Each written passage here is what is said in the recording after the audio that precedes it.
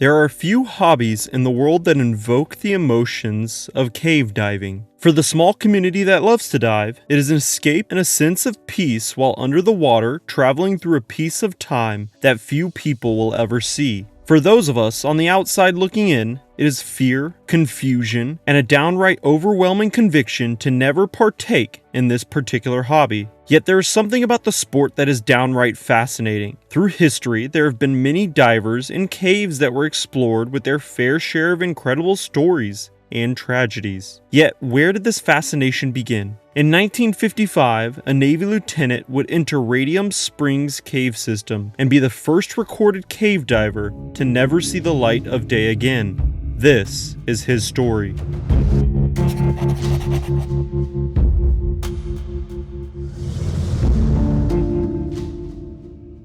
Hello everyone, and welcome to my channel where we cover all tragic and terror stories. So if you enjoy this type of content, don't forget to hit the like and subscribe button, plus ring the notification bell to be notified of all new uploads. And as always, viewer discretion is advised.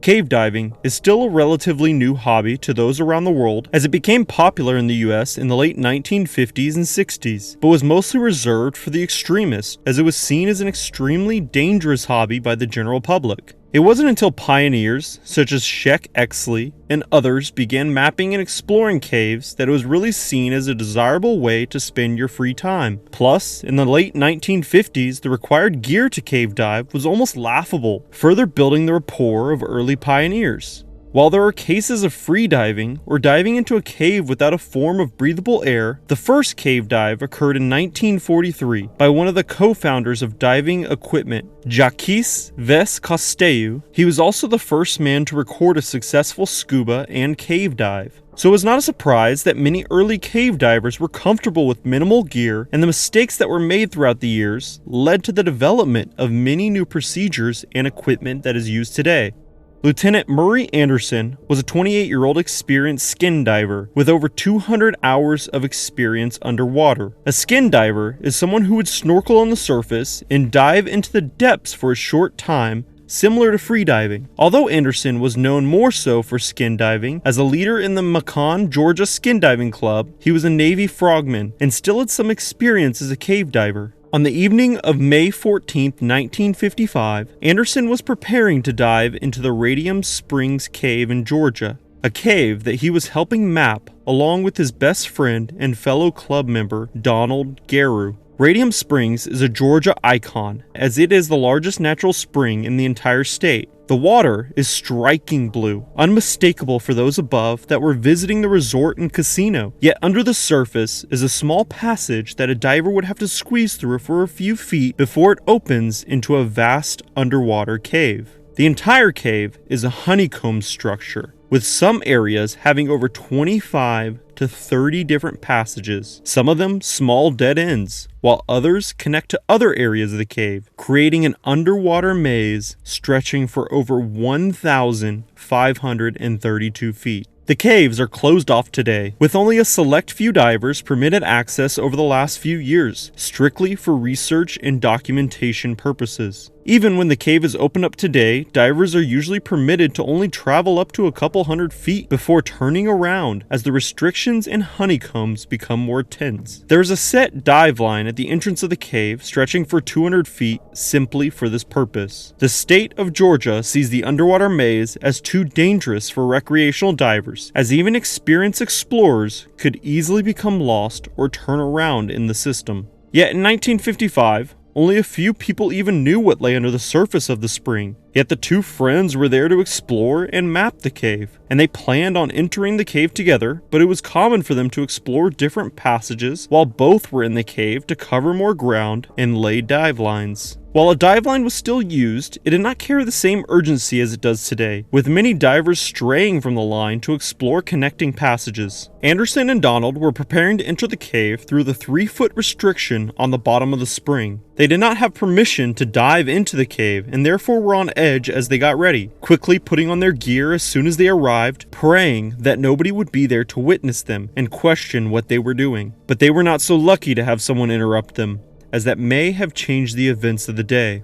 It was time, and with a smile on their faces, they pulled their homemade masks over their eyes, along with putting their regulators into their mouth before submerging into the spring. Anderson was using a homemade diving rig that had oxygen tanks strapped to his back. He had used the rig multiple times before, as purchasing full diving equipment was extremely expensive for recreational divers. They took a breath and swam through the clear blue water down to the 3-foot cave entrance, squeezing their bodies through the restriction and reaching the first opening of the cave system. The sunlight radiated off their backs above them, and then it was gone. Anderson and Donald were calm, yet excited like most divers, and they had been waiting hours for this moment and couldn't help but feel the emotions start to build. Yet like any athlete, once they entered the cave, it was game time.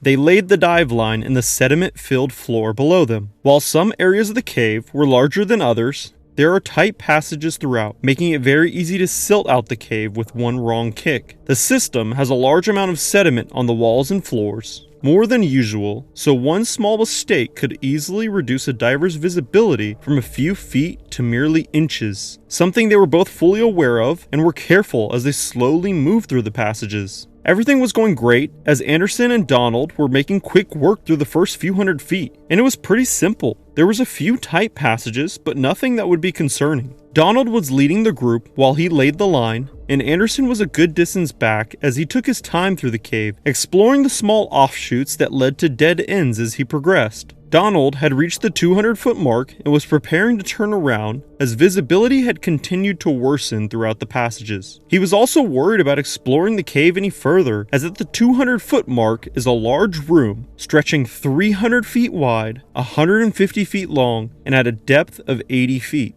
There was a honeycomb structure of passages in all directions with over 35 different choices. They had been in the cave for over 30 minutes, and to Donald, that was enough.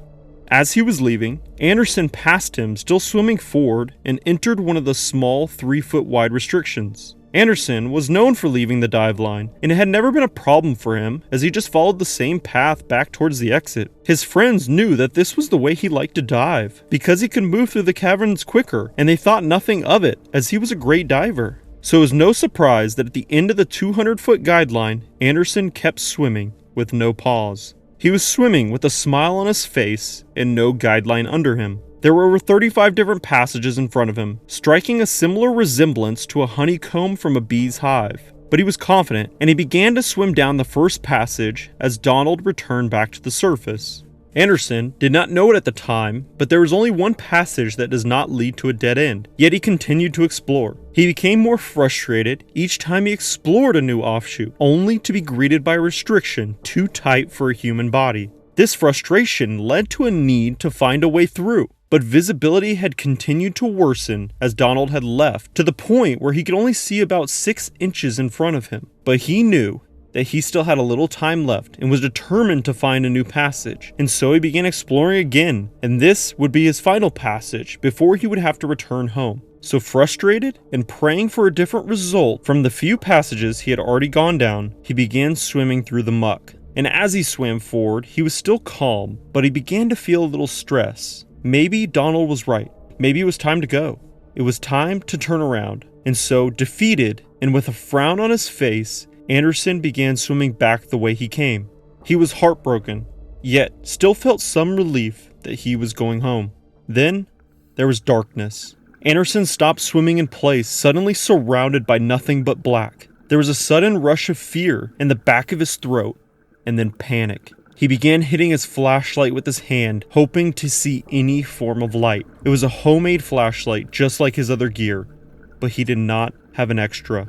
It just would not turn back on, and Anderson was in a full panic mode. He couldn't accept this, and did the only thing he could. He kept swimming, occasionally bumping the wall of the cave. There was no way out of the honeycomb maze, if only he had a dive line.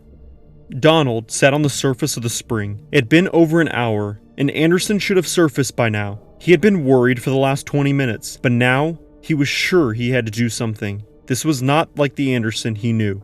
It was dark outside when help arrived. It was Anderson's fellow club members and fellow divers, Jim Britton and an unnamed diver, and Donald teamed up with the other two, and the three of them re-entered the Radium Springs cave in the dead of night. They made quick work through the cave, but visibility was horrid. They could only see a few inches in front of their faces, yet they started searching at the end of the 200-foot dive line. They were their friend's last hope. A couple hours passed by, and the group of three were still grasping for anything. They continuously reached their hands out over and over through the silt, but again and again, each passage presented no results. If they stayed any longer, they would risk their own safety, and so with heavy hearts, all three members turned around, defeated. All three were tired, but Donald had the worst of it. He was exhausted after he reached the surface, barely with enough strength to even pull himself out of the water with the gear on his back.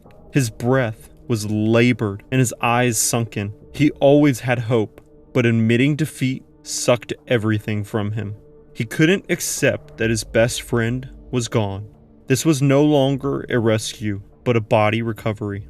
A Navy team was flown in the following day from Charleston, South Carolina to help with the body recovery. And on Sunday morning, one day after Anderson had entered the cave, they prepared to go into the maze.